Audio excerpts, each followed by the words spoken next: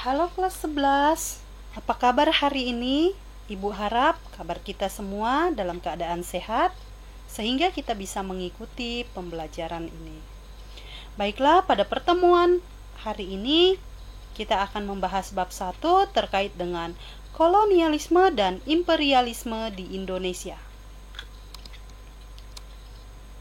Pada kesempatan kali ini, kita akan membicarakan kolonialisme dan imperialisme.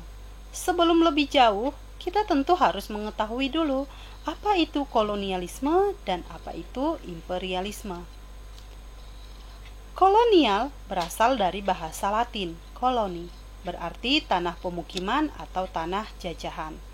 Kolonialisme muncul pasca revolusi industri sebagai akibat adanya hasrat untuk mencari sumber daya alam.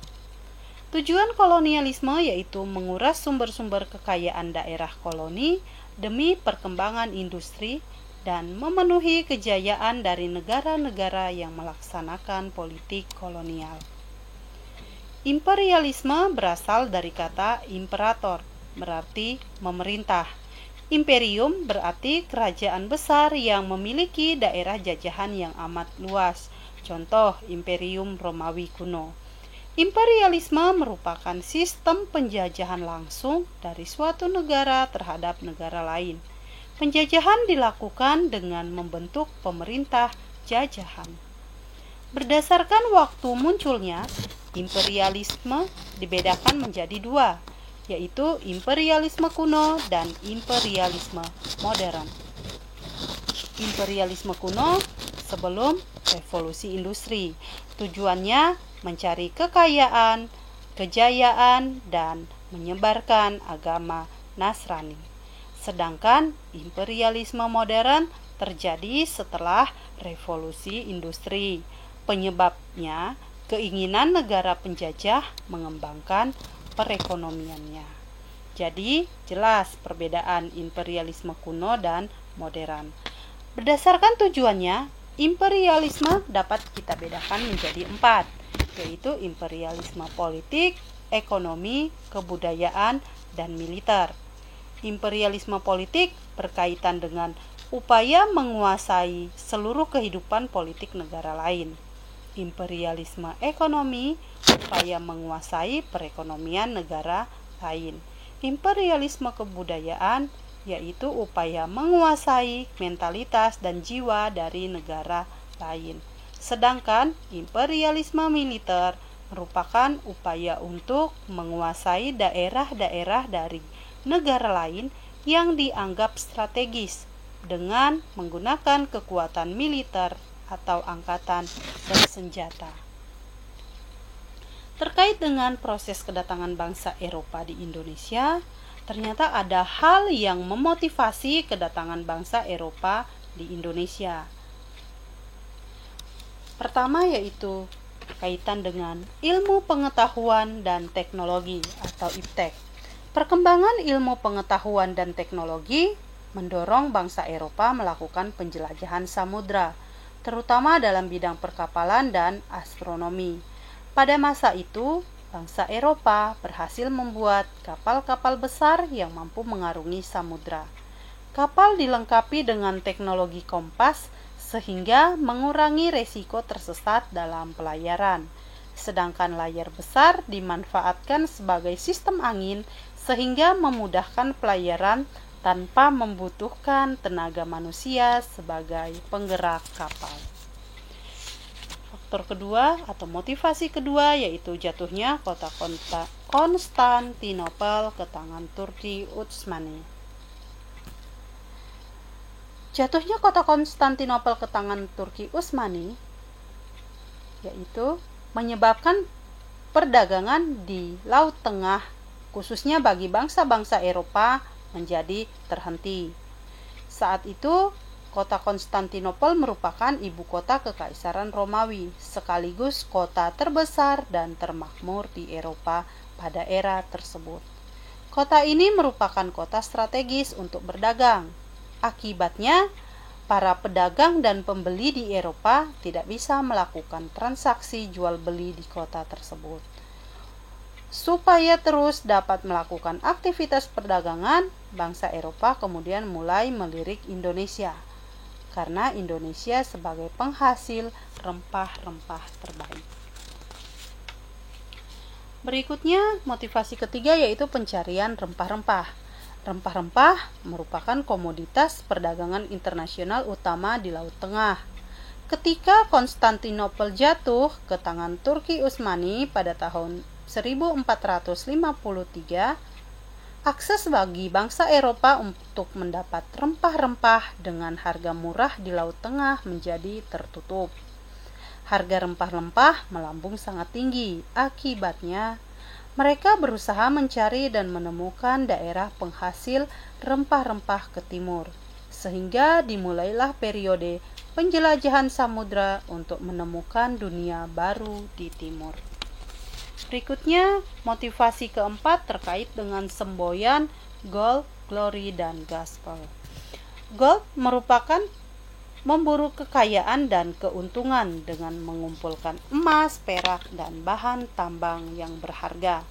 Sedangkan glory merupakan kaitannya dengan memburu kejayaan, superioritas, dan kekuasaan. Bangsa Eropa saat itu saling ingin menunjukkan dan saling ingin berkuasa di dunia baru. Sedangkan gospel berkaitan dengan menjalankan tugas suci. Berikutnya, kedatangan bangsa-bangsa Eropa di Indonesia. Kali ini kita berbicara bangsa Eropa yang awal datang ke Indonesia, dimulai dari Portugis, Spanyol, Inggris, dan Belanda. Portugis dan Spanyol merupakan pelopor petualang pelayaran dan penjelajahan samudra untuk menemukan dunia baru di timur.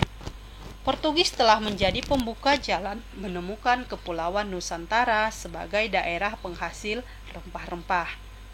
Kemudian menyusul Belanda dan Inggris.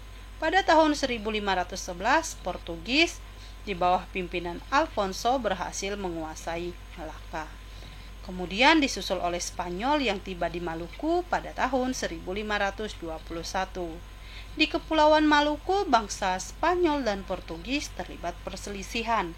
Keduanya bersekutu dengan kerajaan setempat. Spanyol bersekutu dengan Tidore, sedangkan Portugis bersekutu dengan Ternate.